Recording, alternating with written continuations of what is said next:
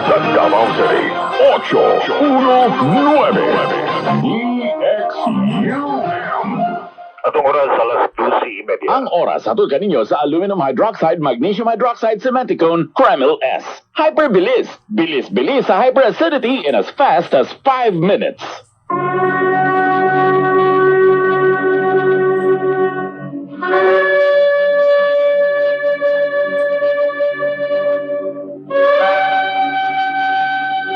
Shalom Aleichem, maayong hapon na sa pinagdaraman sa kitigpin na welcome to the Balik Hebrew program din sa DXUM Radio Kay 819 kHz sa oras alas 12:30 hangtod alauna na sa Pudlonis ang tutsad lang sa Madog. Kini si Mori Azaria, Gilbert Mendoza, ubat speaker sa Lawak, Engineer Julius Luzon, Region Secretary Station Manager. Magatibayo kaning tanan 0929-311-3484.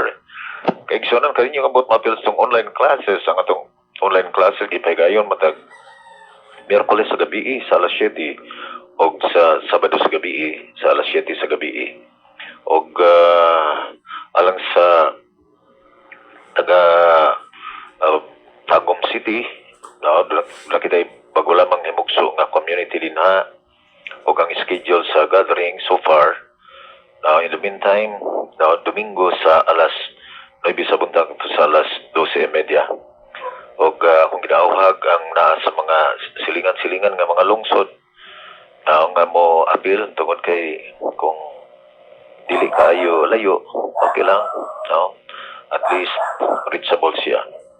In fact dunay taga medyo distansyado sa mga taga Nabunturan no na Compostela no Mungkayo or New Bataan ug nay taga Mawab, nay taga Lasang, napoy taga Laak. Actually, ang Laak ug Tagum isa lang ka oras di ba? Sa una dugay kay na biyahe tag 3 ka oras na, pero karon isa na lang ka oras. Dula lang kaayo. So, mura pod og traffic sa buhangin padulog Toril. Mag-traffic ng buhangin og Toril sa pud ka oras no. Okay, so ayo sayangi. No, tungod kay Baruch Hashem sa pagkakaroon adunay mga kaubanan nga naka-connect na siya sa community, naka-connect na sila sa community o doon na nailahi nga gibati sa usag-usa. Doon na lay kinanglan nga hanayon tungod kay daghan kayo og mga wa mamao no sa ilang mga unang mga information nga nadungog. Okay.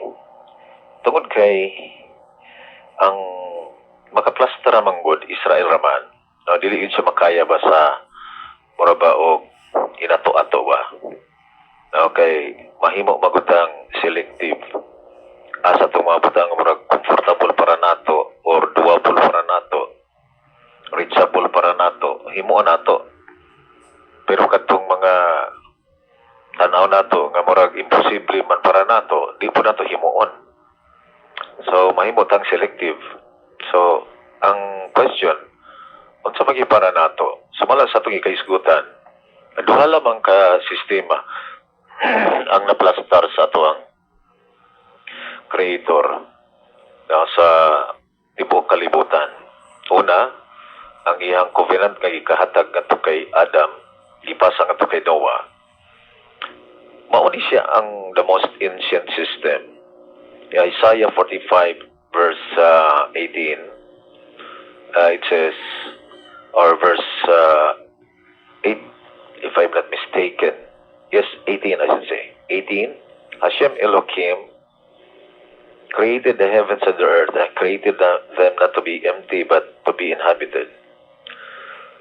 According to the sages in the Talmudic discussions, there are two things that we need to understand about this verse. Number one, Hashem wants this earth to be inhabited, and that's why He created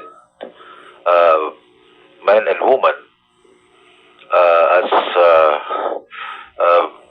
ingon nga mao ang mahimong progenitor sa tao nga mao ang mo habitate nini nga yuta aron dili kini mabakante.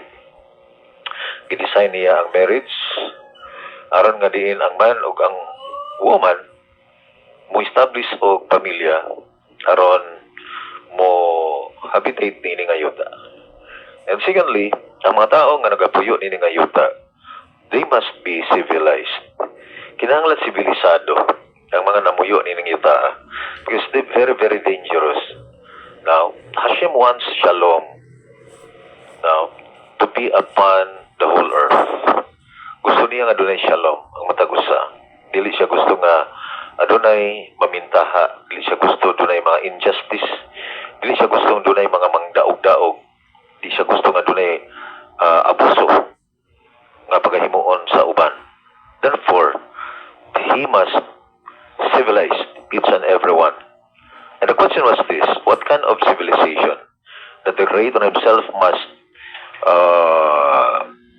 establish for all humanities, generation to generation? Iyang gi-provide ang covenant ngadto kay Adam, transmitted to Noah, with 7 commands, nga 7 basic categories of commands. Actually, dili yun siya 7 lang kung dili. Kategory lang siya. No? Kategorya siya sa 7. O kini siya, establish niya kay Adam, ngadto kay Noah. And at that time, wala man ang 10 commandments. Okay, ang 10 commandments, kini siya gihatag 2,448 years pa gikan kay Adam. And before that, the 10 commandments was given, aduna nay system nga gi-establish niya para kang Adam o para kay Noah. As a matter of fact, ang mga tao nga nagasupak, they were all punished. For example, the first murderer that was Cain, nga iyahang gipatay ang iyang igsuon. So, makita nimo nga through the interaction between Hashem and humanity, makita nato na it is forbidden to kill or to commit murder. Sa siya ka bawal. O dili dapat himuon sa usa ka tawo. O aduna siya itulubagon, madubag siya. Makita nato na in Genesis chapter 9 sa time ni Noah, gi-highlight ni siya in verse 6 na siya nga mag-shed og dugo, no, magbuhos og dugo sa isig tao. Siya usab patyon, no, whether sa tao that is court or by the hand of heaven. That's so at makita na there must be a system. Doon na siya sistema. And then what happened next? Okay, nato Genesis chapter 6, it says that, and the world was filled with violence and corruption. So makita nato na adunay nahitabo nga violence, corruption, kano man tungod kay daghang kawat, hold up, tulis, o gingon man adunay gitawag og sexual abuses, sexual immorality as stated, and they marry to whom they chose, to whom they want. So makita nato na dunay improper actions sa matag tao sa ilang sexual life. Kung sa ilang gusto mo ilang asawahon, matod pa sa Talmudic explanation, kung ang lalaki gusto siya og babae, bisan pa og minyo, asawahon niya. Kung gusto siya og hayop, asawahon niya. Gusto siya kahoy, banahon niya. Gusto siya og kutob sa iyang gusto. And that's why there must be a civilization. As a matter of fact, tungod ini nga mga transgressions, giwarningan o gunya gipanisan ug mao kana ang baha sa time ni Noah. Noah matcha Cain in chapter 6 verse 8. Og si Noah Hawa nakakaplag og favor, Cain. Og siya gisugo nga maghimo og arka. Og unya gitagaag 120 days o 120 years ang tao nga matagaan og chance nga mag-isyo ba mobiya siyang mga wicked ways. As mentioned in the book of Isaiah 55, now reading from verse 7, verse 8, now let the wicked forsake his ways. Kinahanglan ang mga dautan mobiya sa iyahang mga daotang dalan. And in the book of Genesis 4 verse 7, Hashem said to Cain, if you improve yourself, you shall be forgiven. If not, then behold, sin is knocking at the door, and its desire is you, and you shall conquer it. So, kung ang tao, mangandoy nga mo-improve siyang kaugalingon, iyang i-correct ang iyang past, iyahang kumbaga i-rectify, tuliro niya ang mga hiwi nga nahimo niya sa iyang mga kagahapon, then sayloon siya ni Hashem. So, tunay gitawag og sistema. Ug ang sistema kay kahatag niya nga to kay Adam o ikatransmit nga to kay Noah. Mao kini ang sistema nga pinaka oldest, pinaka ancient. So mao na siya ang dapat sundot sa tanang mga tao ron, because we are all descendants of Noah. And ngano man nga ang Israel mao ang gitahasan nga manudlo niini tungod kay ang mga religions nga diin kini pag-ulama nga misulpot, mi-puff up niini nga yuta. Puro sila walay pagtagad niini. Tungod kay dili nila kaya manudloan ni. Kaya ang mga religion magsigtudlo nga sila ray maluwas. Kung ang tao gusto maluwas, magpamimbro silang relihiyon. Yun ana mang tinudloan sa mga religion. Pero sa diyang gisugo ni Hashem ang Israel nga mao'y manudlo, never can you hear and can you find a rabbi or a Mori teacher nga magtudlo nga kung gusto mo maluwas, mo sunod mo sa religion sa mga Jew. Wala kay makita ana nga tao nga mga Israelita. So unsa di ang ilang ginatudlo? Ang ilang ginatudlo mao ang mga nations naamoy inyuha nga sistema nga mas ancient pa kaysa sistema nga iyaha sa mga Jewish. Og dapat inyo kining balikan, inyo kining i-accept og inyo kining himuon. Inyo kining i-practice, dawaton ninyo og inyong i-practice. Og kana mao ang system nga ikahatag niya kay Adam og ngadto kay Noah nga gitawag og laws for humanity, ang balaod para sa tao, nga mao ang pinaka i-violate sa tao. Okay, so for example, kini bang ikaunom nga prohibition nga evermin hakay, it is forbidden to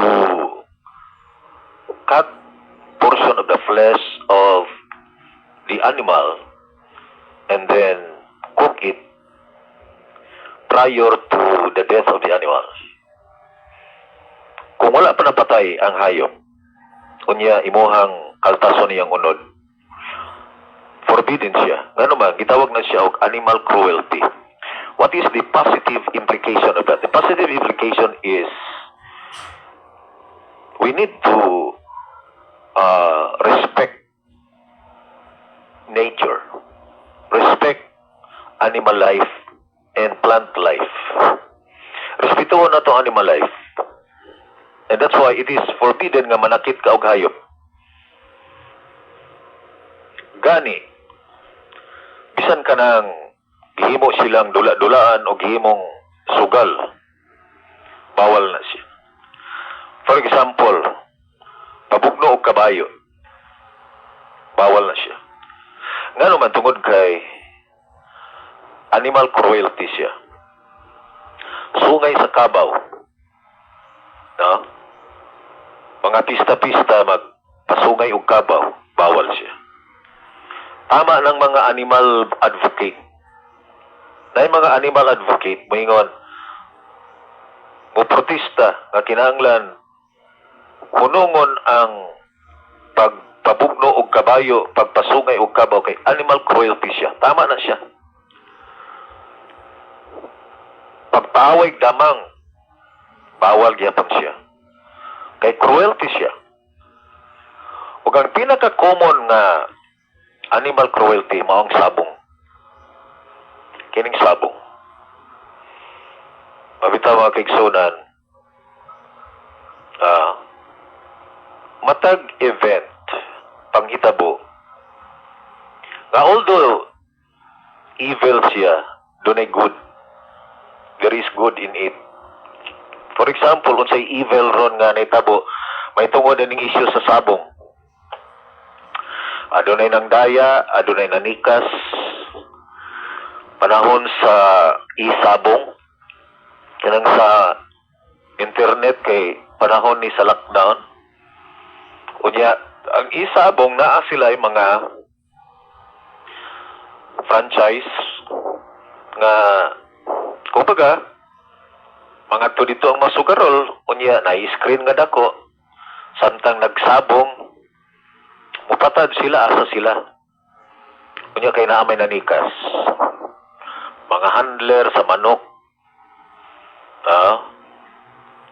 Sometimes sila daw liguon ang manok, unya paghuman, ilahang blowiran, katulgon intaw ng manok, unya mo ito'y gisabong, unya musignal nga maoni ang mapildi. So, nanika sila. Karon ang mga nitaya, ato sila sa mudaog. Hangtod nga, nakatapal pirmi ang hari sa sabong. O hangtod nga, umpot sila. Unsa may good ani? Ibang patay sila, evil na siya. Tugod lang sabong, no? Pangpatay, sobra gatos ka tao. Pero unsay good ana? Ang good ana, ipahunong na daw ang online sabong. Mga kaigsunan, mas maayo hasta ang sabong nga dili online, hunungon yun siya. Nga man, dili man lang na sa isyo nga sugal, unya na mga tikasan, ang issue din animal cruelty. No, animal cruelty. So, doon na siya wake up call. Doon na wake up call, niining issue karon sa online sabong. Tungod kay part man na siya sa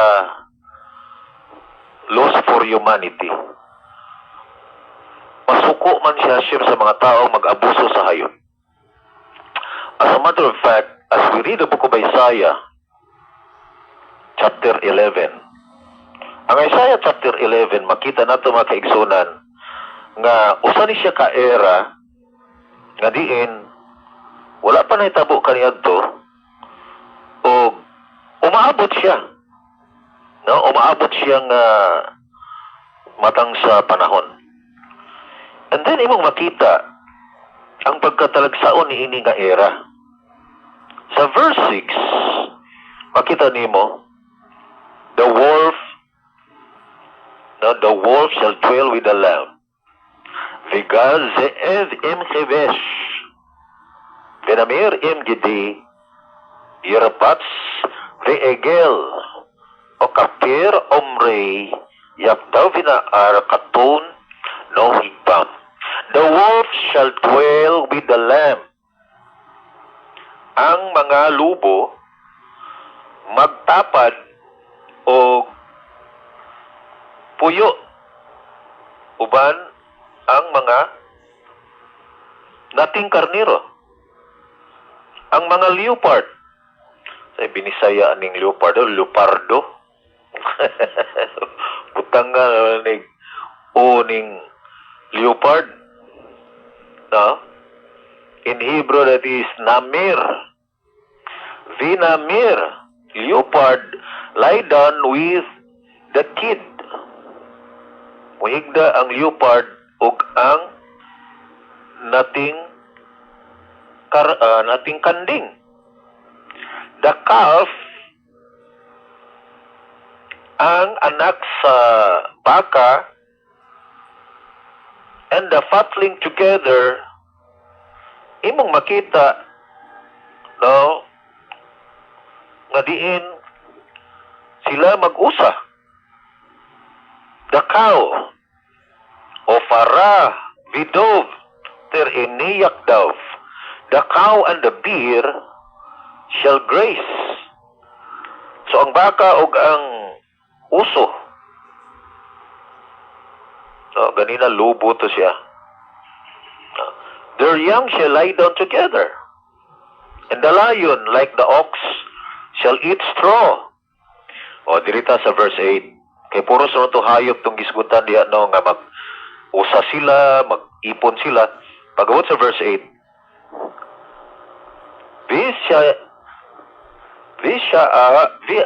Visha asa unique al-kur, a babe or a little child shall play over a viper's hole. Ang batang gamay magdula-dula sa bangag sa bitin, ug ang bagong lutas nga bata magdula-dula sa bangag sa kubra. So makita na ito mga kaigsuuna na ang tao o ang hayop na nagkumingle. Nagpasabot nga ang layon, dili na sila manghadlok sa tao, dili na po sila mangadto sa kabukiran. Kay kanusa man ni siya na gi-ordain sa Creator nga ang mga hayop o tao dili na sila mag-ipon. Makita natin sa Genesis 9 verse 2. Sa Genesis 9 verse 2, the fear and the dread of you shall be upon all the beasts of the earth, and upon the birds of the sky.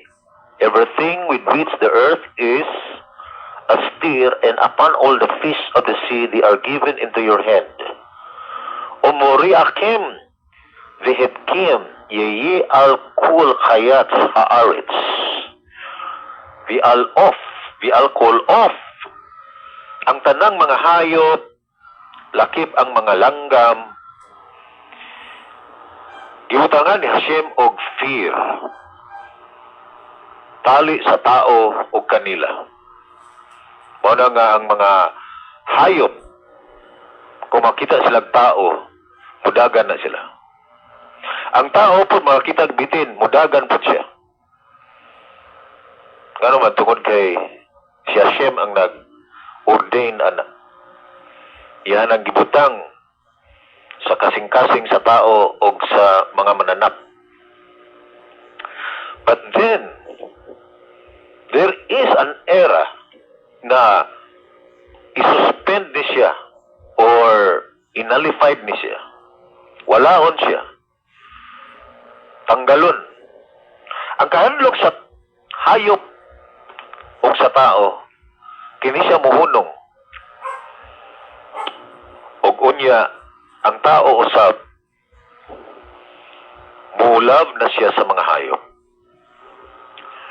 Tungod kay ang mga hayop, part sa creation ni Hashem, og ang hayop, mas una pa niyang gihimo kaysa tao. So, walay rason ang taong mag-abuso sa hayop. Wa-abuse sa mananap ang tao, wa siya rason. Kaya ang hayop mas una pang gihimo niya. So, kining issue sa sabong, nga diin, gipangpatay sobra gatos ka tao. Very evil, very bad,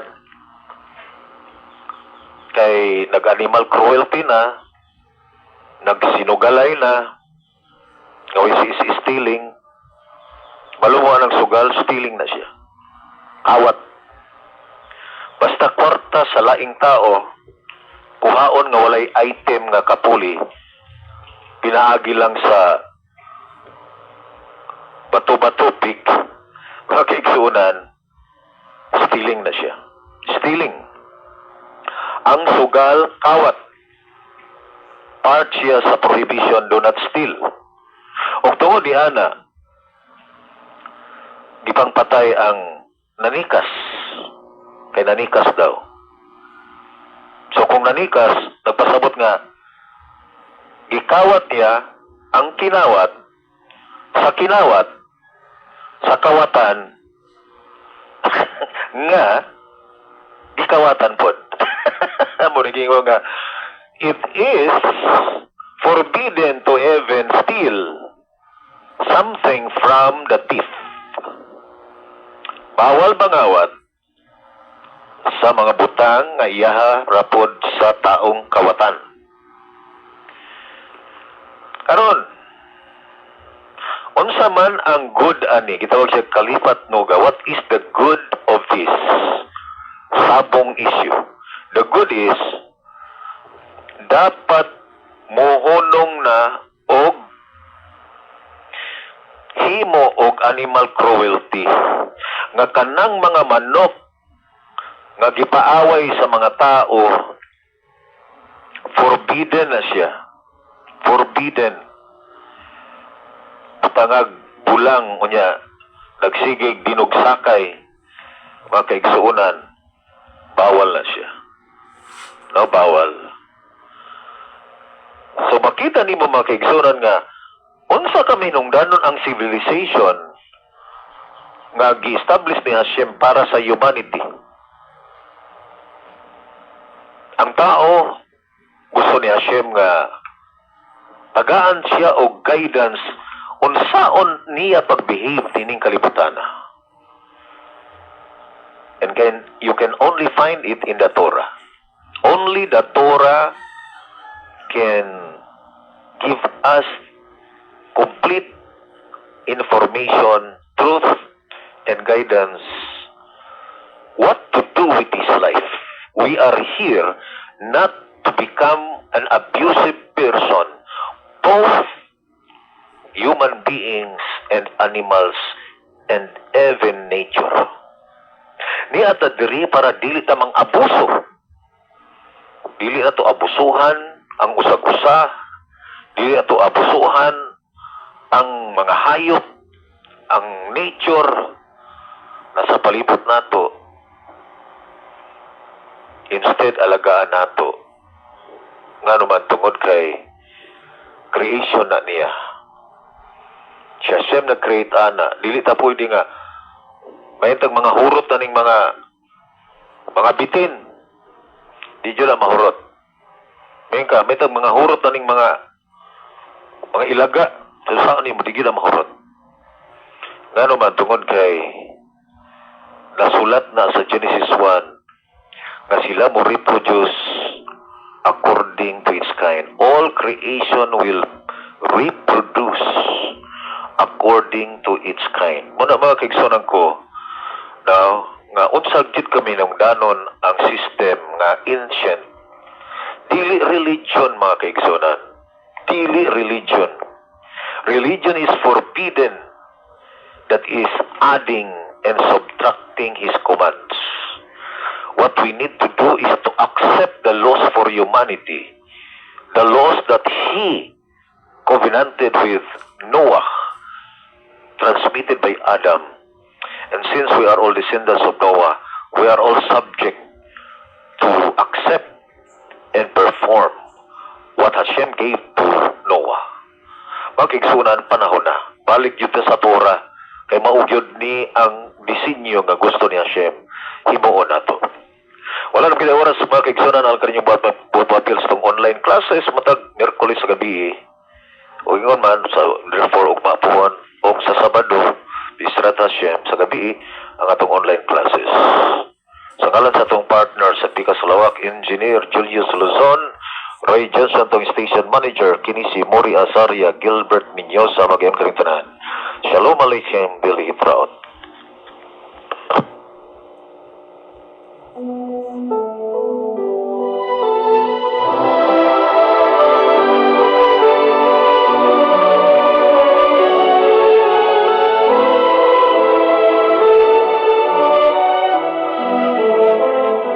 והיא שעמדה לאבותינו,